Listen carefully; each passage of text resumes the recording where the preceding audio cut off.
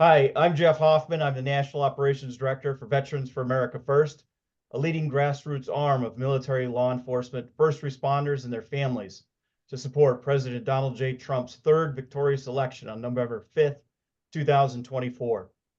President Donald J. Trump is weeks away from facing a possible sentencing on September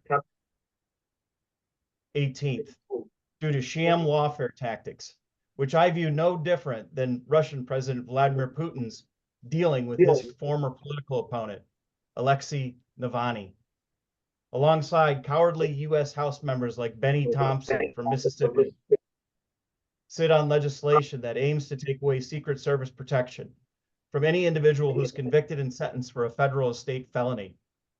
Keep an eye on H.R. 8081, Disgraced Former Protectees Act, which was introduced to the U.S. House before the attempted assassination of our great President Trump.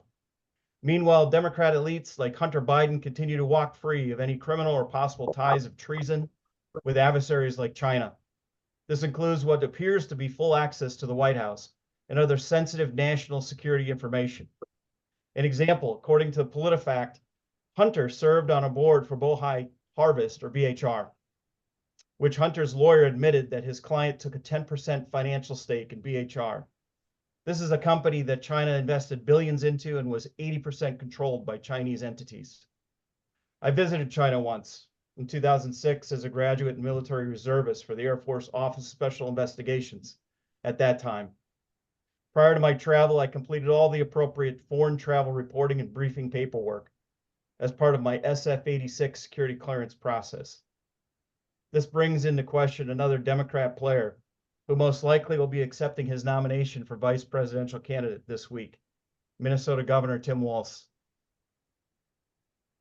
Many have seen the news reports of stolen valor surrounding rank misrepresentation. However, Governor Walz faces a bigger issue, and Congressman James Comer from Kentucky is trying to get it to the bottom of it. This could include failure to report or better disclose China travel and activities while a member of the U.S. Military Army National Guard. In a letter, Congressman Comer sent to FBI, quote, and as his role as a chair of the Oversight Committee, he requested documents and communications related to Minnesota governor's connections with the Chinese Communist Party, or CCP, both officials and groups and other activities. Congressman Comer stated the CCP has sought to destroy the United States through coordinated influence and infiltration campaigns that target every aspect of our American life, including our own elected officials. This leads to our special guest, whom I've had a chance to hear speak with greater conversations, many events and activities that she has appeared in Fairfax County, Virginia. She appeared on Tucker Carlson on February 2024 in an episode titled, "The Cultural Revolution is Here. Just ask G. Van Fleet. She's lived it twice." G. Van Fleet has authored the book Mao's America, A Survivor's Warning. This book talks about her life through the horrors of the Chinese Cultural Revolution as a schoolgirl. Forced to the countryside with other young Chinese for re-education after high school, she later escaped communism and found freedom and a new life in America. More than 30 years later, Xi disturbingly sees signs of the same cultural Marxism that ravaged her birth country of China, threatening to destroy America and the values that we stand by the most: God, family, country, and freedom. G. Van Fleet is devoted to the mission to educate Americans of the horror of communism and the Chinese Cultural Revolution and the threat of Marxist ideology to America. More details on this mission can be viewed at xvanfleet.com. Also joining us is Jared Craig. He's the Vice President for Veterans for America First, Veterans for Trump, and he ran for U.S. House in Georgia in 2022. Jared, welcome. Hey, thanks for bringing me on. This is a great topic for discussion for today. Yeah. G. Van Fleet, it's good to see you again. Well, thanks for inviting me to this. And as you recall, and local ABC News reporter, one who we know very well, Nick Minock, helped reveal in March 2023, our school, one of our schools in the Fairfax County Public School System, received over $1 million in donations from Chinese organizations, including Hsinchu University, Beijing University. So here's where I'd like to start with some of the questions and hear your opinion and thoughts. Why would China invest in Fairfax County Public Schools? Are you seeing other trends in our American education system? Maybe outside the schools, like influence through misinformation campaigns against pro-American organizations, like even this one, Veterans for Trump. Xi, please, I'd really like to hear your opinion and your expertise on what do you think is going on? Well, it has been going on for a long time. It's not just Fairfax. It's pretty much everywhere, and it's first I think the CCP spent a lot of money in higher education, colleges and universities, and think tanks. But it's recently we see them spending a lot of money on public schools, high schools, in the one in Fairfax. I'm not quite aware whether the same thing in Loudoun County, but I won't be surprised because it's everywhere. And lately, I just heard this report of a high school in Iowa that Xi Jinping invite them. Of course, the CCP cover all the costs. Students to go and visit China. People have to know that in China, in rural areas, students have hardly a roof over their classrooms. And there's a lot of people, despite of what Xi Jinping boasted, that they had lifted them out of poverty. No. There's so many of them are still living in extreme poverty. Why would he spend the money on Americans' public schools while he could help his own people? Well, of course, we know why. It's to buy influence. So that is the only goal, to buy influence. And so whoever received the money from CCP, they need to know it's not free money. They want something out of those schools. And it is basically influence. And so now most Americans have heard about Confucian Institutes, and it's everywhere in universities. And many of them start to be shutting down, but it's not really what's happening. They just change names. And they want to be in the universities just like the Marxists here. They want to be in control of our educational system because that's where they have access to the student, to the kids, so that they can indoctrinate them and make them the future Marxists. So there's no free lunch. CCP wants something out of all those places they put money in, and they want one thing: they want by influence, and they want to have future pro-CCP American young people. And Xi, as you know, Governor Glenn Youngkin, Virginia governor, Yeah. 2021, he really woke up the parents.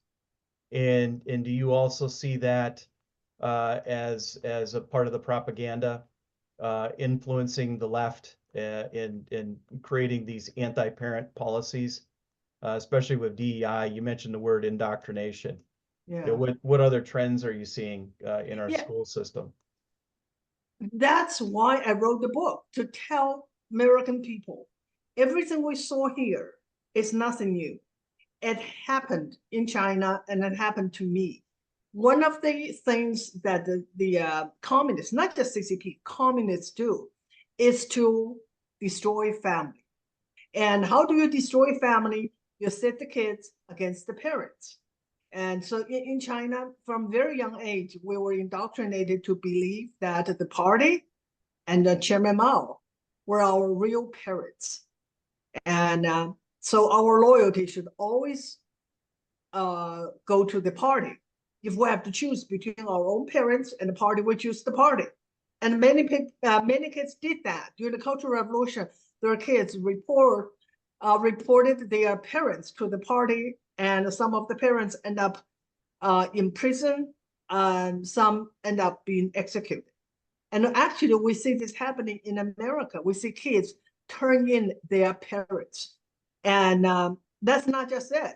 They also want to divide the parents from the kids. Now the many places like in Minnesota, right, that the state can take your kids away if the parents do not want to transition their kids to opposite sex. The Wow. state can take your kids away. People need to wake up. We are quickly becoming a communist state. This is the kind of thing that only happened in communist countries. Now it's happening here. Yeah. And you're seeing, you know, the DOJ, the FBI, you're seeing these raids like we saw in Mar-a-Lago, you know, the politicization of government agencies to do the dirty work for them. Yeah. And so you mentioned in your introduction that and the kind of thing they do to their political opponent now is you compare it to Putin. Well, in China, you just disappear. If they somehow you were considered a threat to the party, you just disappear. So you And could almost that's coming to America, I think, eventually. so the No, American no version, need for lawfare. Just right? disappear. And it's excuse me if I don't pronounce it right, the Uyghur community. Yes. So if you look at that from the American perspective, that's mega Yes. to the Democrats. And it's because they are a minority, and it's because they stand up against the CCP. Right. Yeah. Yeah, and you are seeing that. You're seeing the propaganda. You're seeing mega supporters who make America great again.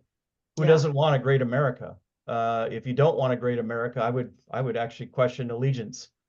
Yeah, actually, you can see that they seldom use "Make America Great Again." They say "MAGA, MAGA, MAGA," and Yeah. people just kind of divorce the meaning away from the the term MAGA. It's much easier for them to say MAGA is terrorist, is extremist. But I think sometimes I think it's not even good for us to do that. We should say "Make America Again."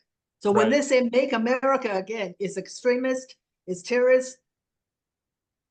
That will make it look very odd. Make Right. America great again, you know, is extremist, a terrorist. Right. Speaking of which, we have somebody who's going to be speaking tonight, Hillary Clinton, who has called mega deplorables, among other words and beliefs. So that leads to my next question, or I guess next section of conversation. Tim Walz, you mentioned Minnesota, you mentioned the schools. We've seen some of those policies enacted here, especially with pronoun punishments in Virginia.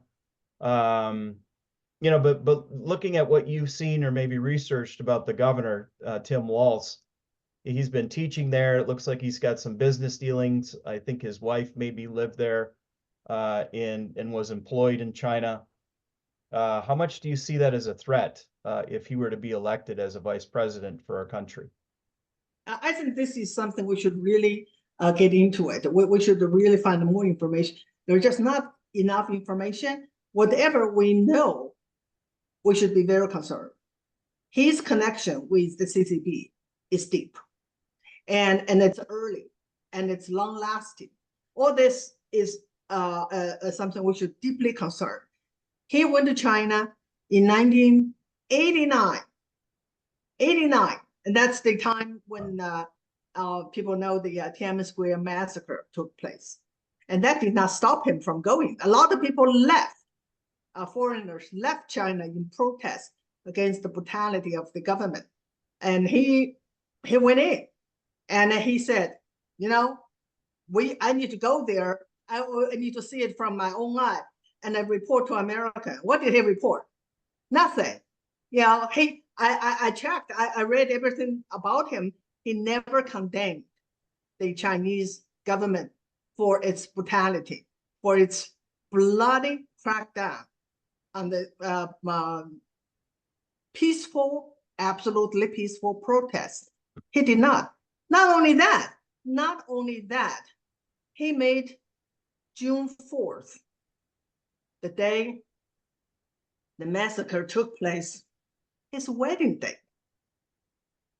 Oh, wow, I didn't hear that. And how, I just don't know anyone who would make 9/11 their wedding day, but he did. That's horrible. June 4th, he made his wedding day, and a few years later, no, and the same year, I think I think it's 1992 or 3, he took his wife there for honeymoon in Beijing.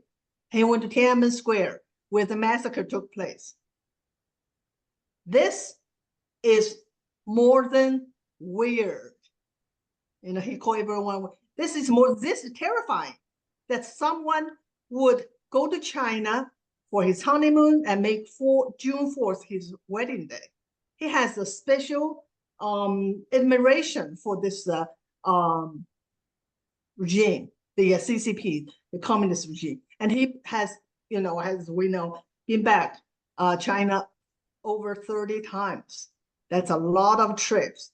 And also the trip that the tour company he formed in 1993 to take high school kids to China was funded by the CCP. The CCP, they were not stupid. They would not just fund any tour groups. They must see value in Tim Walz. And then they must see that he will bring students here to China, and also they must regard Tim Walz their allies, and which is turned out to be the case, because when Tim Walz became governor, the CCP sent their diplomats to attend his inauguration. Wow. And this is, okay, here is something I think is very important for American people to know. We know that Biden has been bought by the CCP, through Hunter or whatever. And I believe that Biden's connection with the CCP is more financial, but Tim Walz is more ideological. He absolutely admired the system called socialism because he called it neighborliness, right? He said it's one person's socialism is another person's neighborliness.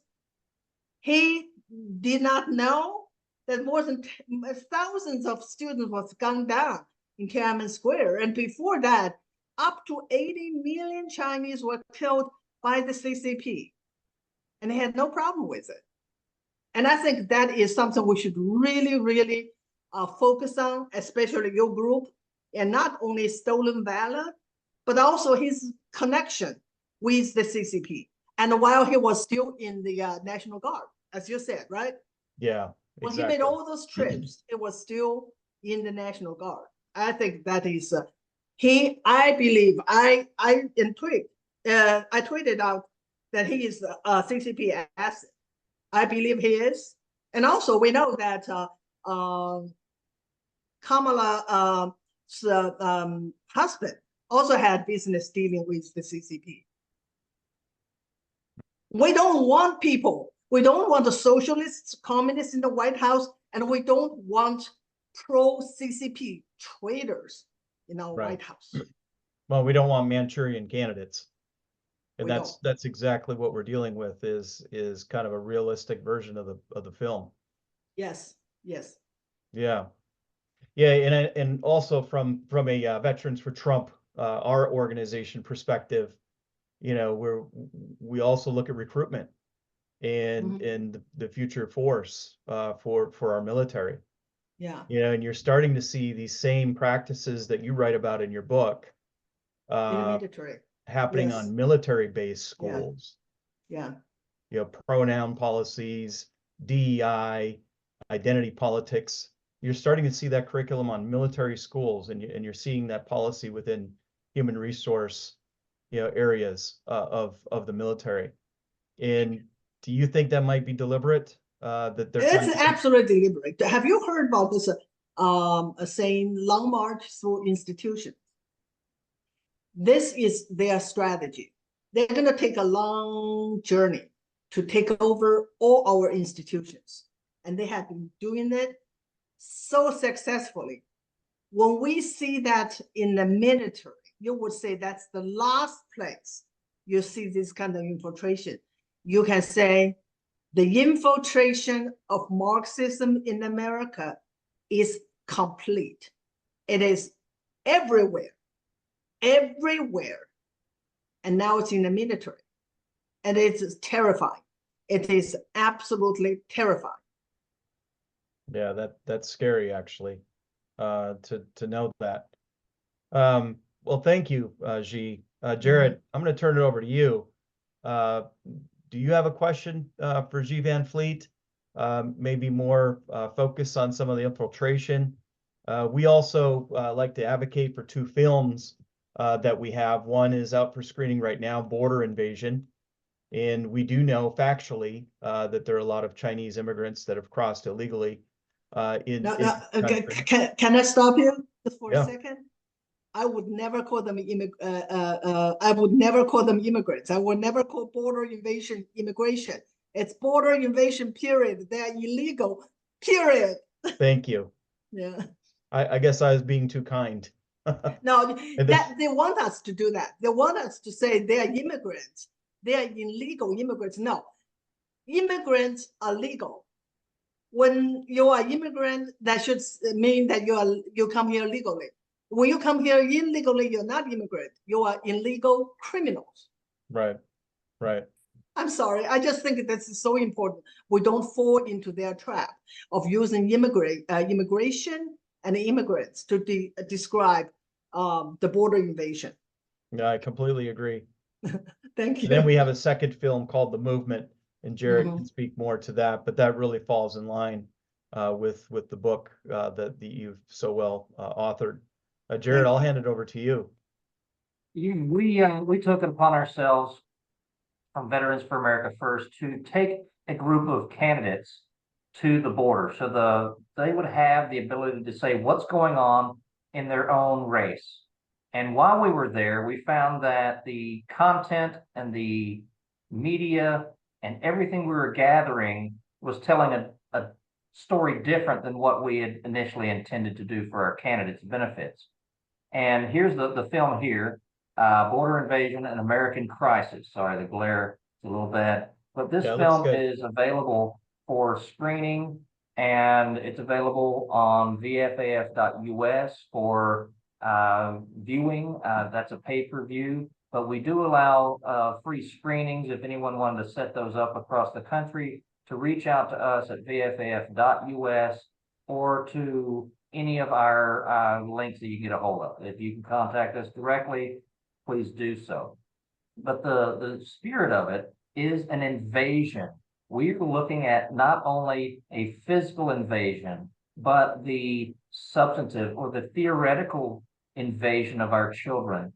The vast world that we live in, the 6 inches between our children's ears are being invaded. They're being invaded by school indoctrination. They're being invaded with social media and marketing departments, and even Hollywood and TV series, that they are doing the incremental step towards a definite end. And they're hoping that we don't notice these incremental steps. But organizations like us and organizations like yours, we wish to call attention, because the main purpose is to get the message out, to inform voters, to inform leaders, to inform everyone what they're missing, because what they're getting is a censored view. So I want to ask everyone that's interested in the border invasion to check out that film, Border Invasion, An American Crisis. What we discovered were very few Mexicans coming across the border. We were there for 2 days where we witnessed several thousand people cross the border. Not one was from Mexico. We saw people from Africa, Europe, South America, and just over maybe 100 miles west of us, there was a whole slew of male, military-aged Chinese men that came across the border in Arizona. And we don't know what their purpose is, but if they're looking to invade us slowly in our culture and invade us with our farmlands, buying up farmland and invading our curriculum and invading our businesses and even our food supply chains, we're seeing organization on American soil right now. Not you spoke to the university systems being infiltrated and being controlled by the CCP.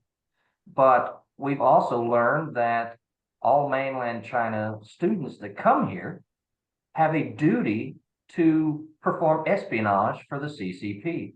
They're here to gather information through their research grants and different DoD contracts that these different colleges have, that they have been infiltrated with potential spies, Chinese spies that are actually hiding as students, and that it has been discovered that that is their actual duty, is to spy on the American college to get into the technology to reverse engineer whatever we have tried to engineer. So the border invasion film touches on all of these things in connection with the Chinese police stations that have been found across our country. So we're seeing the network, we're seeing those things. Now, the next film that we have coming out this next month is VFAF, Veterans for Trump, the movement. And it's the history of the veterans movement and the patriotic notion. Prior to this woke military that we're dealing with now, our veterans didn't come up in this woke DEI, whatever nonsense that they're being spoon-fed these days or force-fed. Our veterans are the most patriotic portion of our citizenry. And we're trying to illustrate that our veterans are patriotic, conservative Americans who want our country to succeed. And we want our country to be focused on first with policy. And the America First policy starts at the ground level. All politics are local. I refer to it as politics of the front porch, the politics of your neighbor, your discussions. And when we get involved in politics and we have veterans who are concerned with the longevity of our nation and to the function of a government, we are going to have a better likely success rate. We are trying to show that the veterans are supporting a conservative message. They're supporting Trump right now because that's who's running for office.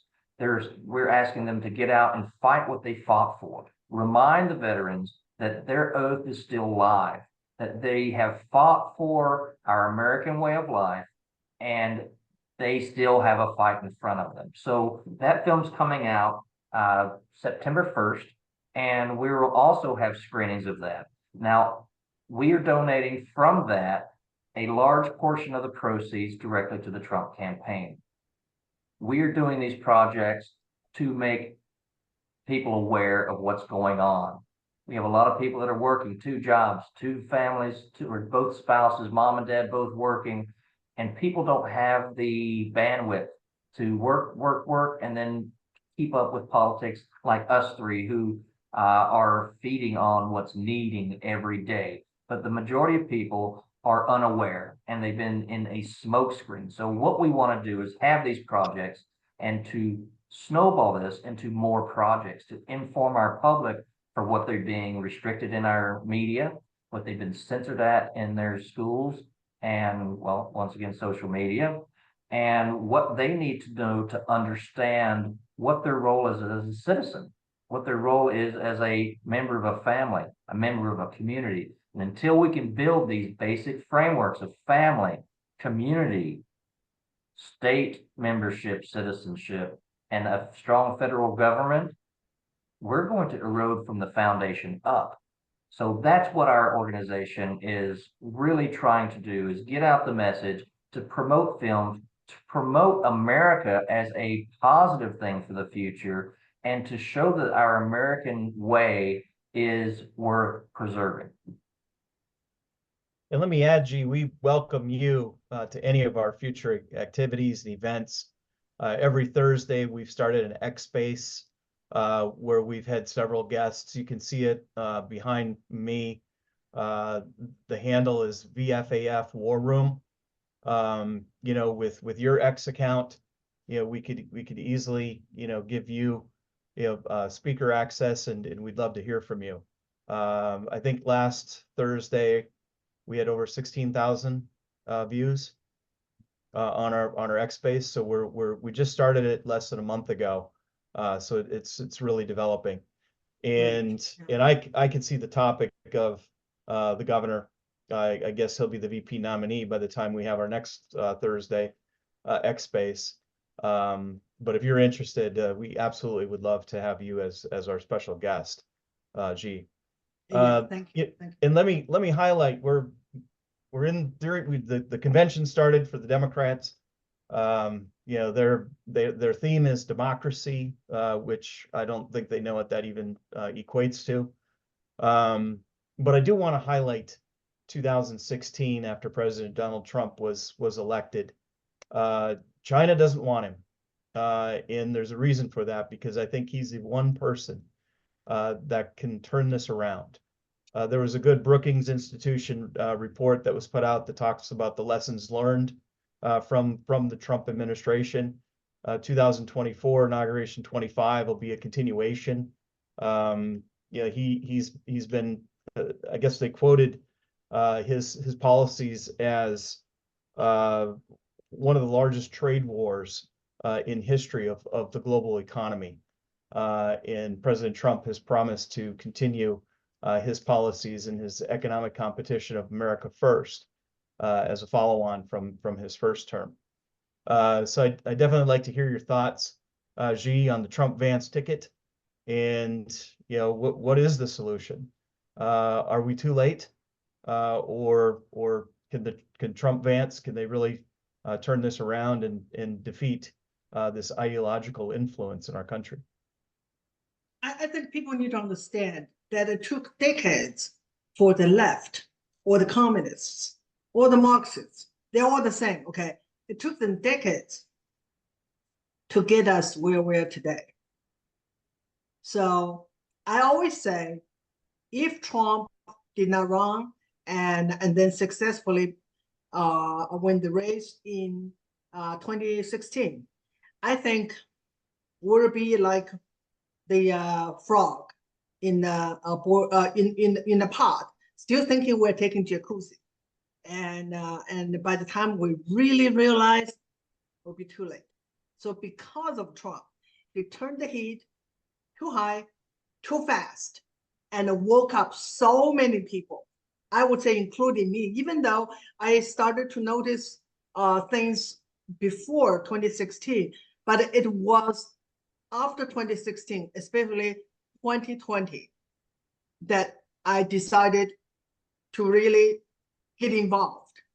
And I have no idea that by going to a school board meeting and have that less than 1 minute speech, I was able to really get the message out. This is the Americans' cultural revolution. I'm so grateful.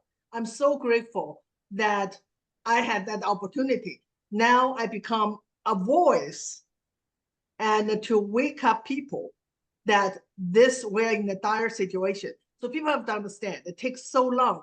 We just started to fight back. And who are the people? You know, everyone, a lot of them are the parents.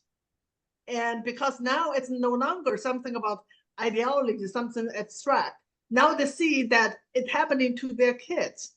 They see that the government and the state is taking their kids away from them, either emotionally or ideologically or whatever. So they start to act up, to fight back. So I don't think we should expect a quick victory.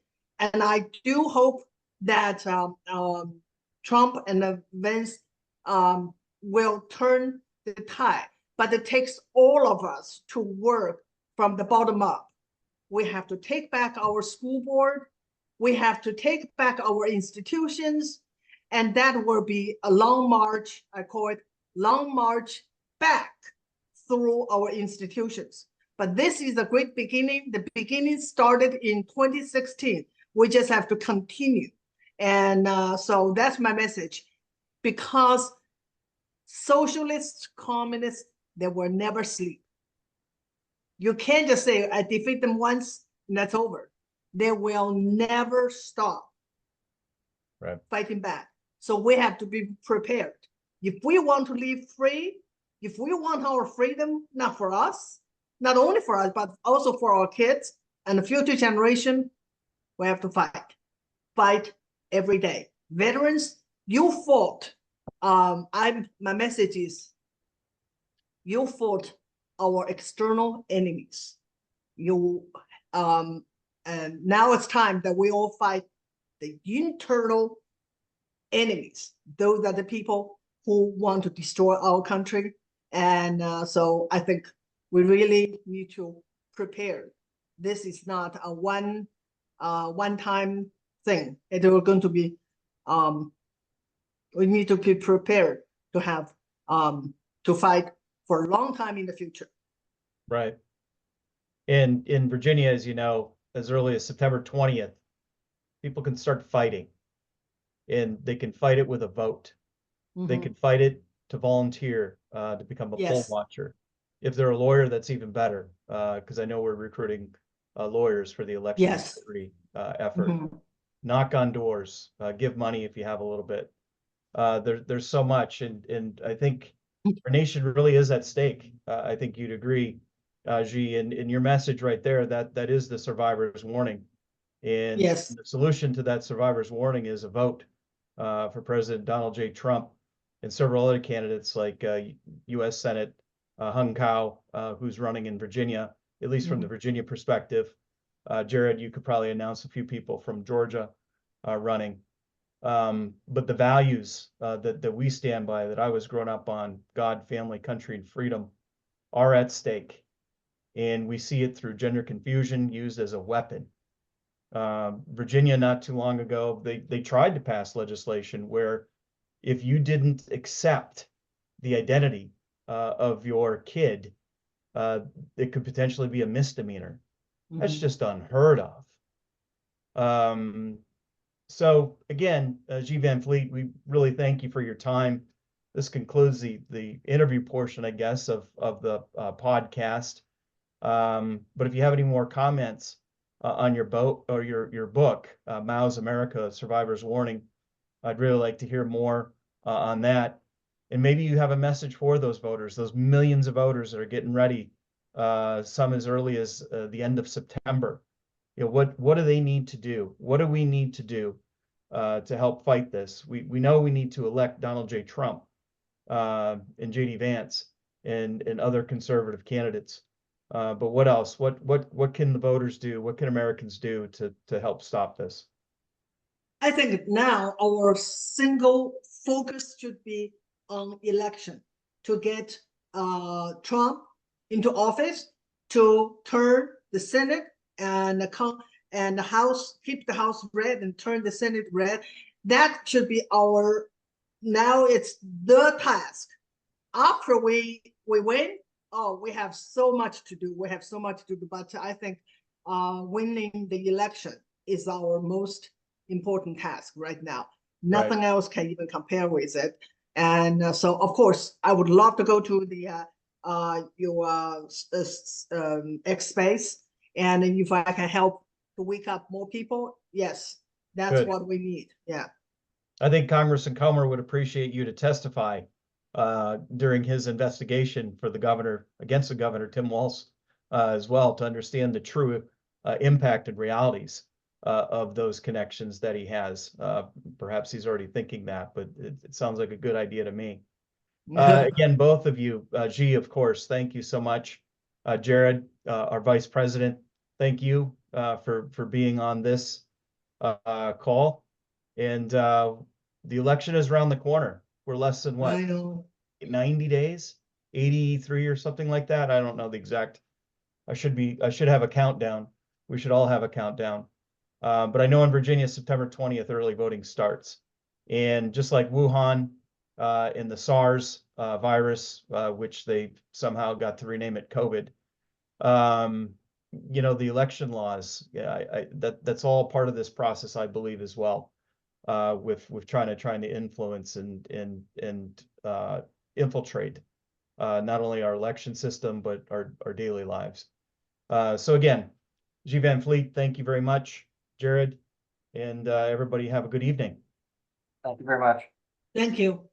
Thank you.